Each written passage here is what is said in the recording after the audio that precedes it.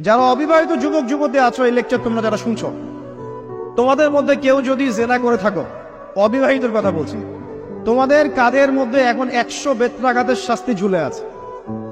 সূরা নূরের 1 থেকে 3 নম্বর আয়াত পড়ে দেখবে, অবিবাহিত যুবক যুবতী যদি জেনা করে তাদের শাস্তি হচ্ছে 100 বেত্রাঘাত, তাও জনসমক্ষে, এবং এক বছরের জন্য নির্বাসন।